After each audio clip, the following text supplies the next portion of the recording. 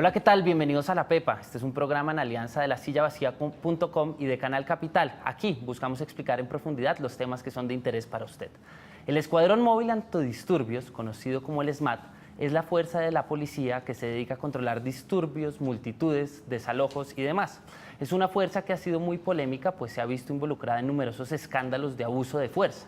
Los acuerdos de paz entre el gobierno y las FARC buscan que la movilización social tenga mucho más espacio en la arena política, y el SMAT, que es la fuerza que controla las protestas y manifestaciones, ha comenzado a jugar un rol mucho más relevante, pero al mismo tiempo mucho más polémico. Las FARC pidieron, por ejemplo, que el SMAT fuera desmontado y, por el contrario, el presidente Juan Manuel Santos ha dicho en varias ocasiones que el SMAT jugará un rol fundamental en el posconflicto, especialmente, como lo decíamos, frente al crecimiento de la movilización social. Y para entender el rol del SMAT, su propósito y misión, pero también para analizar el rol que jugará en el posconflicto y en toda esta aplicación del proceso de paz, invitamos a dos expertos en el tema. Ellos son Patricia Bulla, ella es coordinadora de seguridad y política criminal de la FIP, de la Fundación Ideas para la Paz, tiene un máster en administración pública y es abogada. Bienvenida. Muchas gracias. También es experta en la red Cachaca y ahí escribe en estos temas de seguridad. Y también tenemos a Carlos Alberto Mejía Walker, él es investigador del programa de conflicto armado y construcción de paz con paz de la Universidad de los Andes, es magíster en ciencia política y también está a punto de terminar una maestría en construcción de paz. Él es abogado de profesión y también nos deleita con sus escritos en la red de paz sobre todos estos temas. Gracias, Eduardo, por la invitación. Y con estos dos expertos vamos a ver qué saben los que saben.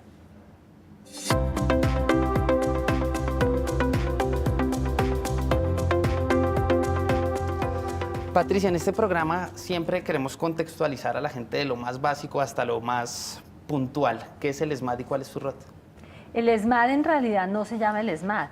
El SMAT se llama la Unidad Nacional Antidisturbios UNADI. Ese es el nombre formal del SMAT. El SMAT es un cuerpo de apoyo a las unidades policiales para el control de masas. Fue creado en el año 99 a partir de una visita que hizo la policía a España. Y allí conocieron unas unidades antidisturbios y esas unidades fueron, digamos, replicadas aquí en Colombia. ¿Cuál es su rol? El rol es, el SMAT o el UNADI es un cuerpo de choque para disolver manifestaciones o motines o situaciones de protesta social que se tornan violentas. Ese sería el escenario en el que debería actuar el SMAT. Carlos Alberto, el SMAT, como ya lo decía Patricia, es un cuerpo de choque y tiene un rol muy particular, muy especial, que es controlar manifestaciones o protestas y todo este tipo de manifestaciones que puedan tener un acto que desencadenen violencia. ¿Usted cómo ha visto su rol en la práctica? Pues yo creo que, digamos, ahí es necesario como hacer una distinción también en el sentido de qué hecho puede tornarse violento, ¿sí? Y en el caso del nuevo código de policía, qué hecho puede alterar la convivencia, ¿sí? Es decir, digamos, hay ciertas acciones o ciertas actividades que a todas luces dan lugar a la comisión de hechos delictivos y el SMAT, digamos, no actúa como una fuerza de choque de entrada, sino en aquellos casos en donde la fuerza policial, digamos, normal, por decirlo de alguna manera, es incapaz de replegar o repeler estos actos que generan vandalismo o que generan hechos delincuenciales o acciones, digamos, de terror, por decirlo de alguna manera. Entonces, un poco ahí se ha generado una discusión en el sentido de que a manifestaciones que necesariamente no han estado acompañadas de la violencia, lo primero que se ha hecho en muchos casos es mandar el SMAT como fuerza de repliegue. Claro, y ahí hay un punto que es interesante y es entender, bueno, está la teoría, uno lo lee y dice, bueno, una fuerza que controla disturbios. Pero en la práctica, mucha gente dice y muchas, digamos, personas del sector social que hacen parte de protestas dicen que la garantía para que una protesta se salga de las manos es que llegue el SMAT. ¿Usted cree eso? Lo que pasa es que tú tienes razón cuando afirmas que no debería llegar primero el SMAT. Eso es realmente cierto. Digamos, lo que deberíamos poder tener y ver es la aplicación de un protocolo que llene, digamos, el espacio que hay entre una manifestación de inconformidad de la ciudadanía y ya que la ciudadanía tenga que llegar a la protesta social para llamar la atención de las entidades del Estado por el incumplimiento o la frustración frente a una decisión del Estado, o frente a un servicio no prestado, o frente a una inconformidad. La gente no protesta por deporte, la gente protesta porque tiene una inconformidad. Entonces, ese espacio entre la manifestación de la inconformidad, que normalmente es precedido de solicitudes, peticiones, quejas, cartas, visitas al alcalde, o sea, eso no siempre es espontáneo, algunas veces sí, pero cuando no son espontáneas, ese momento en que empieza la inconformidad y el momento de la protesta, hay un espacio de tiempo que hay que manejar. Ese es el espacio de tiempo en que las autoridades, digamos, responsables de la provisión de esos bienes o servicios o atención deberían actuar. En caso de que no actuaran, también tenemos, digamos, y si ya se genera la protesta, los gestores de participación que deben tener las alcaldías, que pueden atender y deberían entrar a mediar esa protesta. Después debería entrar la fuerza disponible, que es policía regular, no armada, porque para este tipo de eventos la policía no debe entrar armada y no entra armada. Y si las cosas se salen de control, ahí sí el ESMAD. En eso tiene razón Carlos Alberto. Yo agregaría ahí Carlos algo, Eduardo, y con relación a la pregunta que hacías. Ha habido casos en los que el ESMAD no acude a una manifestación y necesariamente esta manifestación no se ha tornado violenta, ¿sí? Lo que pasa es que yo creo que también ahí es necesario distinguir los tipos de manifestación y los tipos de manifestantes. Entonces hay manifestantes que nos resultan incómodos y a esos sí les mandamos el ESMAD, y hay otros que se manifiestan por causas que nos resultan cómodas o necesarias. Estoy hablando de las manifestaciones por la paz al final del año pasado, a las que no se les mandó el ESMAD y la gente fue capaz de protestar de manera pacífica. Entonces, necesariamente protesta, necesariamente mitin o motín no supone violencia, ¿sí? Entonces, para pelear se necesitan dos, y muchas veces quien genera, digamos, ese primer acto de pelea es la fuerza pública. Sí, no supone violencia, es verdad, y solo debería actuar el ESMAD cuando hay violencia. Pero también es cierto que las cosas han cambiado mucho, y la verdad es que la mayoría de los procedimientos policiales, un procedimiento policial normal, como una captura de un delincuente en flagrancia, un desalojo, que es un procedimiento normal, termina en un motín y en una zonada de la comunidad. Entonces, digamos que, o sea, uno también tiene que como balancear la cosa, y es preguntarse, ¿y por qué para procedimientos normales mandan el ESMAD? Pues por esto, porque un procedimiento normal también tiende a veces, y pasa muy frecuentemente, a tornarse en un motín o en una zonada, y digamos se pone en peligro la vida de muchas de las personas y de los policías que desarrollan el procedimiento normal. Entonces ahí hay como de lado y lado, y hay que entender a veces por qué realmente el ESMAD no actúa como uno lo esperaría, que es solamente en casos extremos. Para alimentar esta discusión les propongo que vayamos a la calle y vemos qué preguntan en la calle. Me gustaría saber quién controla la fuerza que ejerce el ESMAD en las manifestaciones. Carlos Alberto, ¿quién controla eso? Pues digamos, en teoría está el Ministerio Público, ¿sí? La Procuraduría General de la Nación. Ya en el caso, digamos, más local, estarían las personerías municipales, la Defensoría del Pueblo, todas, digamos, estas instancias que actúan como defensoras de los derechos humanos. Hay un sistema constitucional, hay un sistema normativo constitucional e internacional que entraría a regular todo ese accionar, no solo del ESMAD, sino en general de la fuerza pública, pero en la práctica ha sido muy complejo.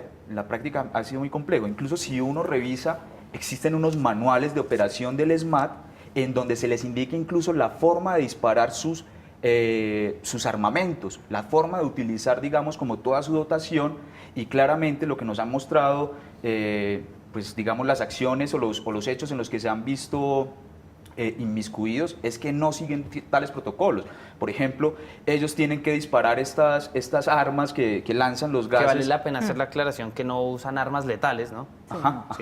Estas armas que disparan los gases lacrimógenos y demás de manera parabólica, y hay imágenes, digamos, es fácil encontrarlas en internet, donde lo hacen de frente o apuntando a los manifestantes, ¿sí? Entonces, algo tan básico, digamos, que está en el mismo manual de funcionamiento y no ha sido posible, digamos, regularlo aún más. Porque todo ese accionar jurídico y toda esta armazón de un sistema que parecería muy bien no funciona. Porque toda esta constitución y instituciones y reglamentos y protocolos no son llevados a la práctica. Yo no podría afirmar que no son llevados a la práctica. Okay. Yo creo que se llevan a la práctica en la medida en que las circunstancias lo permitan. Porque es que esas son circunstancias muy apremiantes para unos seres humanos, tanto los protestantes y los manifestantes como la fuerza pública encargada de controlarlos. Digamos, ahí hay una cantidad de factores que realmente se interrelacionan. ¿Quién los cuida? Muy bien lo dijo Carlos Alberto. ¿Quién los ronda? Por supuesto, los organismos de control están ahí.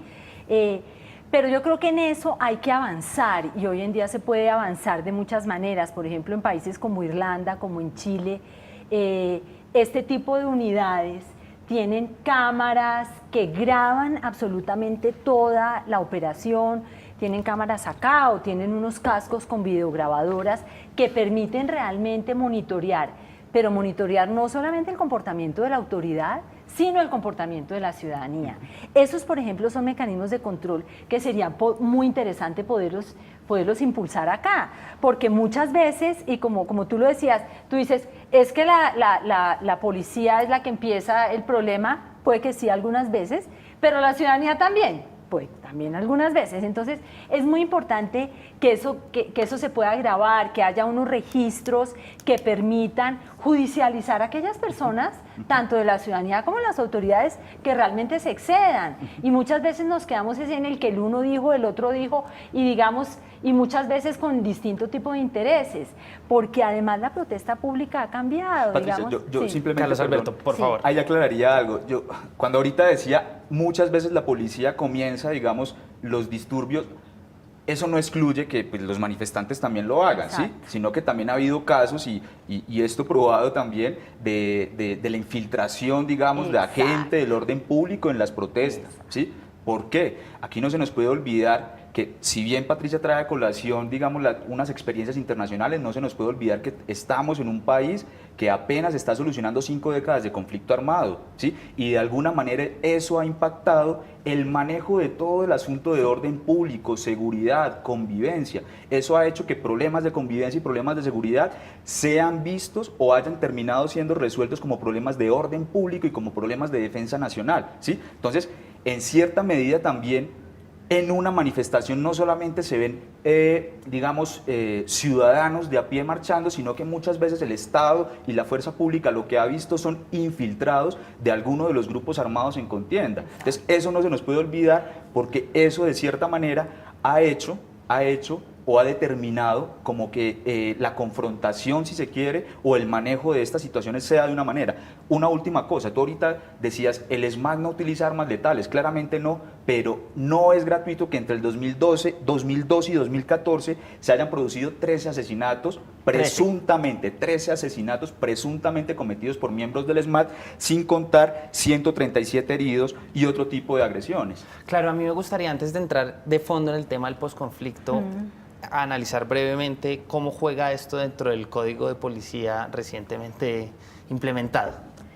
Pues, digamos, en materia normativa y frente al tema de protesta social, uno podría percibir, tú me corregirás, que hay como una serie de incongruencias. Digamos, por un lado está lo que dice la Constitución Nacional, que es un derecho fundamental, ¿cierto? Por el otro lado, digamos... Que es la protesta. Que es la protesta, el derecho a la protesta social. Por el otro lado, el Código de Policía dice, sí, claro, este es un derecho fundamental, pero, pues, para ejercerlo, tienen que por lo menos notificar cuando vayan a usar las vías públicas y el espacio público, y uno lo entiende porque, imagínense si cada uno sale a protestar todos el mismo día, todos a la misma hora, en la misma calle, el colapso de la ciudad. Entonces, obviamente es absolutamente entendible que haya algún tipo de... ni siquiera regulación, por lo menos de aviso, para que la alcaldía pueda también garantizar los derechos de los demás, los derechos de movilidad, que la gente pueda llegar a su trabajo y que los protestantes puedan protestar. Y por el otro lado se viene lo pactado en los acuerdos de La Habana.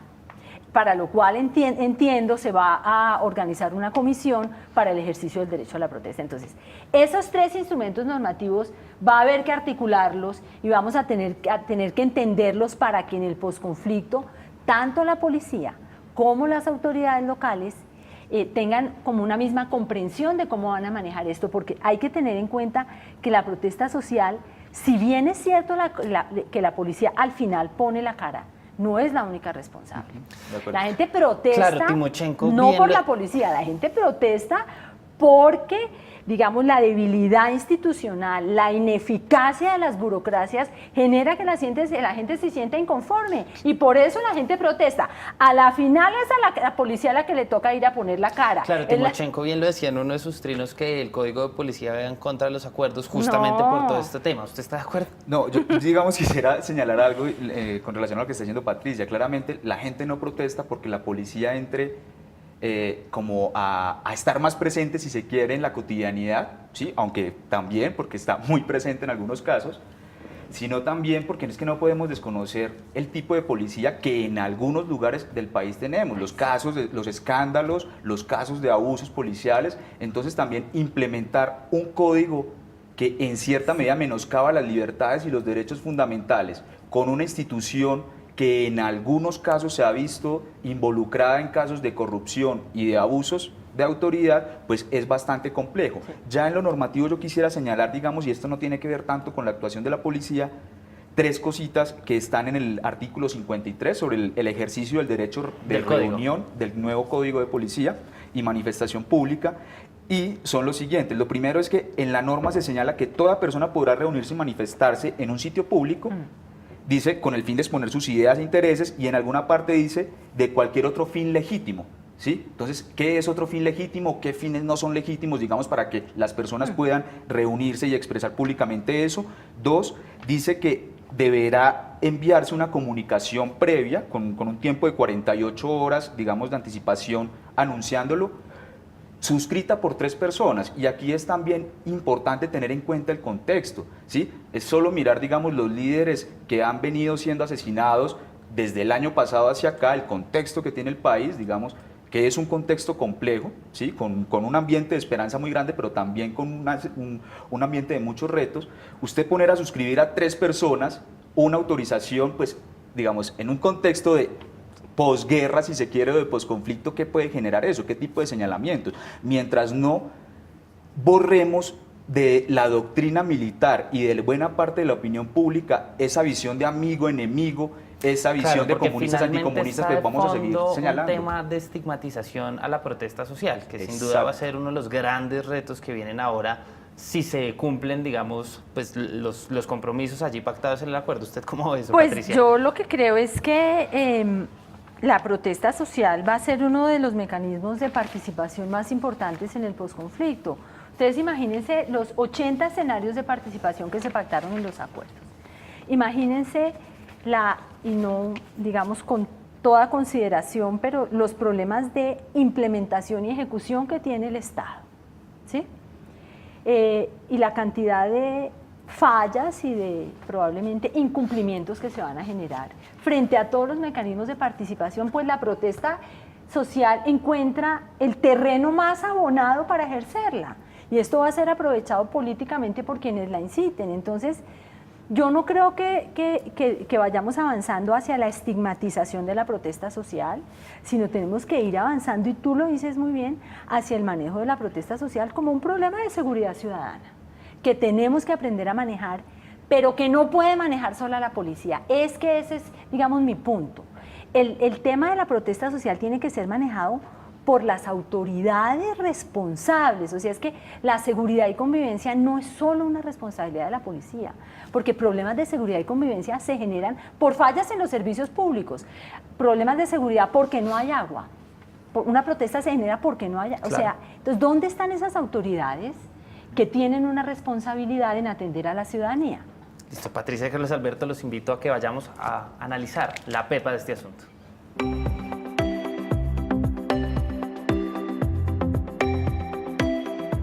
Ahorita. Carlos Alberto, en este último segmento del programa queremos llegar a esa pepa del asunto, lo más importante. ¿Qué es lo más importante del SMAT, la protesta social y sobre todo en este contexto de posconflicto? Yo creo que el SMAT no puede continuar como ha venido funcionando, hay que ponerle una serie de restricciones grandes, ¿sí? Creo que es necesario caminar hacia la desestigmatización de la protesta social, dejar de ver infiltrados. Decía, antes eran infiltrados de las guerrillas, ahora van a ser exguerrilleros que están participando en las protestas. Creo que eso nos va a ayudar un poco también a atender de otra manera este tipo de movilizaciones. Patricia, la pepa. A mí me parece que la pepa es utilizar el SMAT para lo que se debe utilizar y generar mecanismos intermedios que permitan desactivar la protesta antes de que se torne violenta. Carlos Alberto, usted hablaba de restricciones. ¿Qué tipo de restricciones se imagina? En el armamento, digamos, sanciones más drásticas para los oficiales de la policía que se vean inmersos o que incurran en violaciones de los derechos humanos, por ejemplo. ¿Y usted, Patricia? Transparencia en el accionar de la policía a través de mecanismos tecnológicos, drones, cámaras y la comunidad involucrada en el control policial. Y ahora, por el otro lado, la estigmatización. ¿Cómo combatir eso? ¿Cómo combatir que la protesta sea sinónimo de infiltración o de terrorismo, Carlos Alberto? No es fácil. Pero... Ahí es paradójico que el año pasado el presidente Santos anunciaba el crecimiento del SMAT porque decía que iba a crecer la protesta y la movilización social por las vías legales. Entonces, si uno se pregunta si va a crecer por las vías legales, ¿por qué entonces hay que crecer una fuerza que es para combatir ilegalidad? ¿Sí? Entonces, un poco es considerar que la movilización y la protesta son un derecho y que el hecho de que en la democracia o los escenarios democráticos vayan a ser los espacios para resolver los conflictos no suponen entonces que la gente va a acudir solo a derechos de petición, acciones de tutela y mecanismos de participación ciudadana, sino que también va a protestar de manera pacífica, ¿sí? Y va a movilizarse. Patricia, ¿cómo evitar que toda la protesta, que va a ser seguramente una cosa que va a empezar a sonar mucho más, sea estigmatizada? Pues también hay que educar a la ciudadanía en la manera de protestar y que realmente se proteste de manera pacífica, que realmente se colabore con las autoridades para que no lleguen infiltrados y para que personas con intereses, digamos, espúreos, no instrumentalicen la protesta social y no la hagan desviar de su verdadero objetivo, que es mejorar las condiciones de la sociedad. Claro, ¿cómo proteger en lugar de reprimir? Que finalmente es lo que uno esperaría de una fuerza de este tipo. ¿Cómo? Cumpliendo los acuerdos, garantizando, digamos, derechos, es decir, como trabajando un poco en la línea de, si yo preveo que va a haber una movilización y una protesta social fuerte, ¿sí? Pues tengo también que anticipar cuáles son las razones que van a generar esa protesta y esa movilización social, ¿sí? Si son por educación, pues entonces generar otro tipo de políticas de educación, de salud, pues digamos que en esa medida pues frenen o hagan que la movilización y la protesta sean menores. ¿Cómo proteger en lugar de reprimir? Que es como el imaginario que la gente tiene del SMAT. Pues garantizando el derecho de la protesta, garantizando que la gente pueda expresarse y sobre todo mejorando la eficiencia del Estado frente a determinados temas que se saben que son polémicos y que se sabe que son deficientes, especialmente en ciertas zonas del país y especialmente la dificultad que esto va a tener en municipios rurales, donde la institucionalidad es deficiente, los alcaldes tienen pocos recursos técnicos y operativos y la policía igual.